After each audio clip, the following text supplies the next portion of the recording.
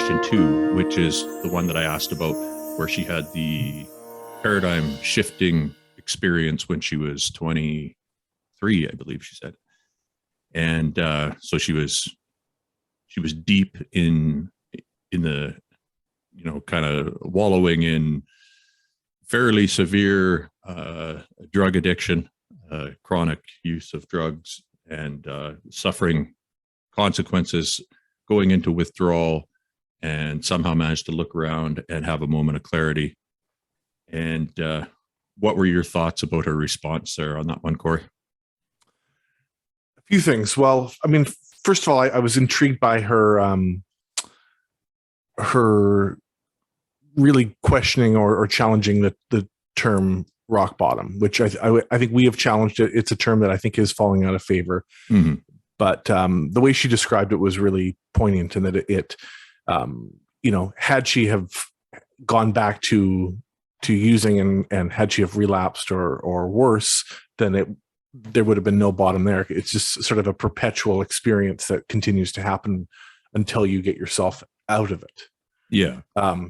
So it made me think of myself there too. I would put myself in the same category. I don't know about you, but I think that whole thing about bottom, there are many moments that are sources of shame, that are sources of regret for individuals, whether they're facing addiction or not, right? Like, that's not exclusive to an addictive behavior, to have shame and regret, or to have a moment of clarity, or to have a moment where you kind of start to make sense of things, or start to have if you want to call it an epiphany, or realizing what you need to do.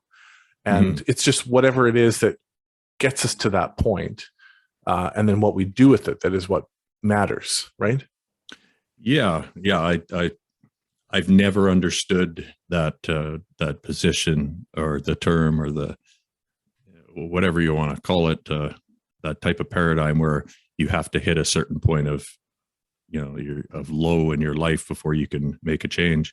It never made any sense to me. For one thing, I've learned through this process of whatever this is, this life, this existence, everything that you do, every experience that you have, there's always a worse version of it, and there's always a better version of it.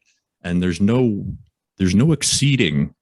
There's no such thing as reaching a limit as far as how bad things can get, unless you're dead, I suppose. But the idea that you reach a point that is so brutally uncomfortable or whatever that you can't, you just decide that you can't live this way anymore. It never made a whole bunch of sense to me. What I liked about her answer was that it was in line with what we know about cognitive development. So she said that because she was 23, she supposed that maybe she'd reached a point of, her prefrontal cortex was developing.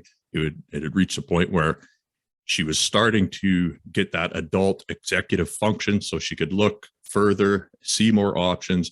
And even in the state that she was in, it allowed her to see that she didn't have to live this way. And I mean, that's a very sensible answer. As far as the science of it on a nerve by nerve scale, I'd love to see a functional MRI, when somebody was having one of these epiphanies. That would be pretty interesting. But yeah, I like the way she answered the question.